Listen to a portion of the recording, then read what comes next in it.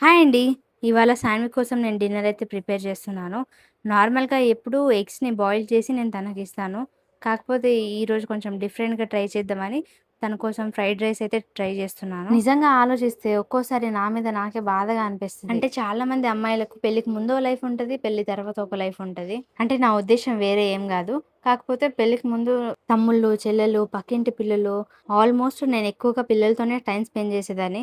అదంతా ఇప్పుడు నేను మిస్ అవుతున్నాను. అందుకే బాధగా అనిపిస్తుంది. ఈవినింగ్ అయితే చాలు పిల్లలందరూ జమై నా దగ్గరకొచ్చేటోళ్ళు. మా స్లాప్ మీదకెక్కి వాళ్ళకు యోగాలు, మెడిటేషన్‌లు క్లాసులు తీసుకుంటుంటి నేను. అదంతా గుర్తొస్తే ఓసారి బాధ అనిపిస్తదబ్బా! ఇప్పటికైనా సరే నేనెళ్ళిన ప్రతిసారి పిల్లలందరూ నా దగ్గరకొచ్చి, "అక్క పైకెళ్ళి ఎక్సర్సైజ్ చేద్దామా? యోగా చేద్దామా?" అని అడుగుతుంటారు. అప్పుడు ఎంత హ్యాపీగా అనిపిస్తదో. కానీ టైం సరిపోక చేపియను. ఇప్పటికి నేను ఊరెళ్తే ఎంతగానం లైక్ చేస్తారో పిల్లలు. కానీ మా అత్తారింటికాడనేమో అసలు పిల్లలే కనిపియరు. ఒక పిల్ల పిచ్చుక కూడా ఉండదు.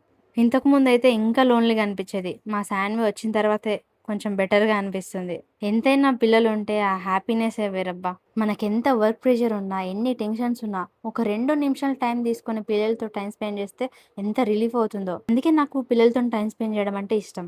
నిజంగా ఎన్ని టెన్షన్స్ ఉన్నా వాళ్ళతో టైమ్ స్పెండ్ చేస్తే టెన్షన్స్ అన్నీ ఇట్టే మాయమైపోతాయి. కావాలంటే మీరు కూడా ట్రై చేయండి. సో, మన ఫ్రైడ్ రైస్ అయితే రెడీ అయిపోయింది. మా శాన్వికి తినిపించడమే ఇంకా. బాయ్.